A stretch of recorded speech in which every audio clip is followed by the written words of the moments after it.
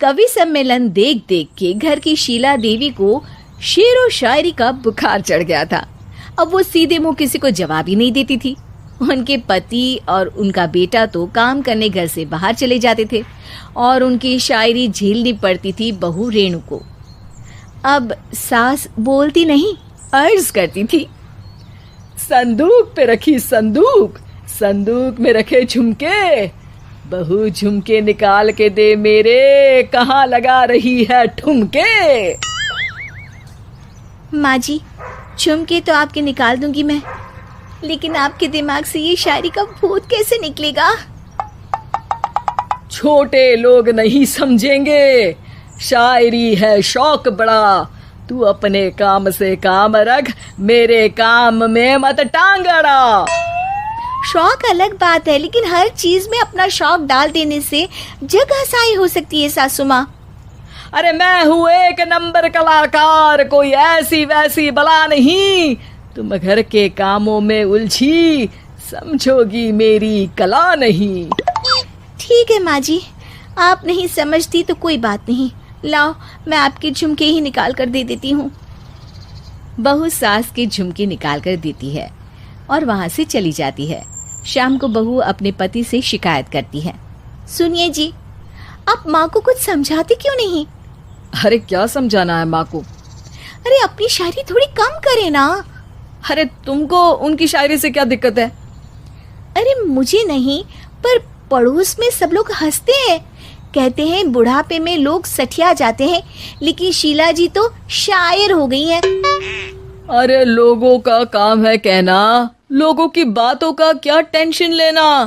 अरे वाह, मैंने भी शेर कह दिया, वाह वाह वाह वाह। देख लो, तुमसे किसी ने कहा नहीं और तुम्हारे सामने कोई माँ की बुराई नहीं करता तो तुमको फर्क नहीं पड़ रहा।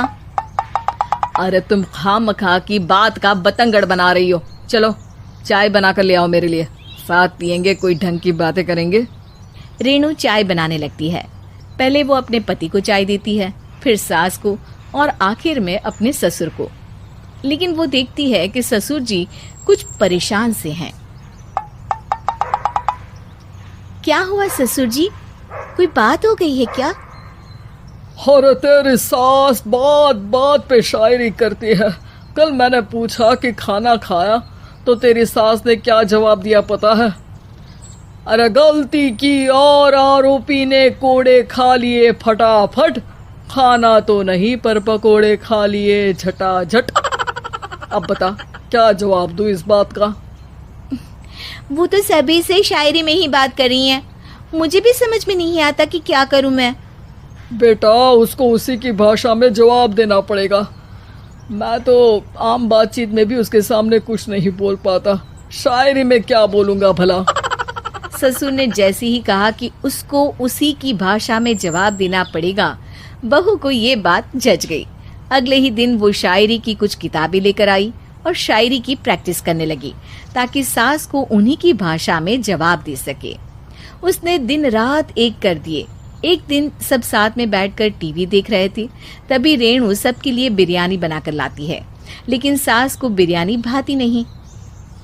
कौवा करता काऊ काऊ, चिड़िया बोलती ची ची, इतना खराब बिरयानी बनाई है कि मुंह से निकले छी छी। बस इसी मौके का तो बहू को इंतजार था, क्योंकि अब बहू सास को उसी की भाषा में जवाब देने के लिए तैयार थी। माँ जी, हमको अपनी ये बेकार शायरी ना सुनाइए, जैसी भी बनी है बिरयानी चुपचाप खाइए।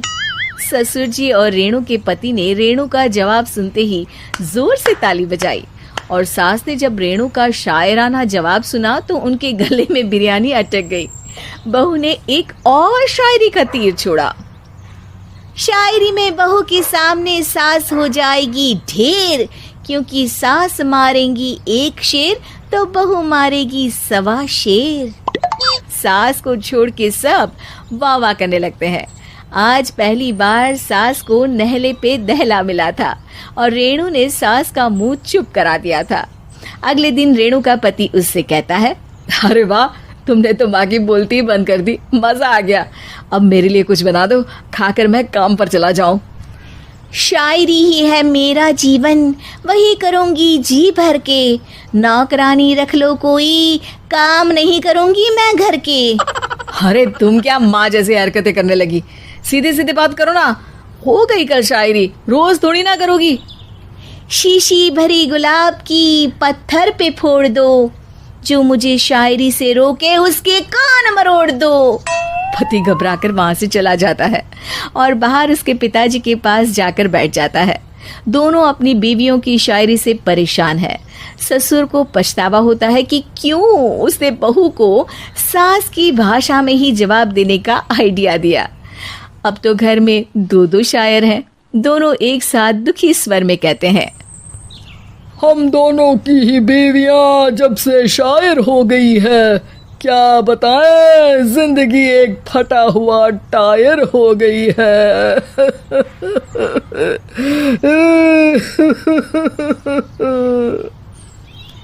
हम दोनों की ही बीवियां जब से शायर हो गई है, क्या बताए जिंदगी एक फटा हुआ टायर हो गई है।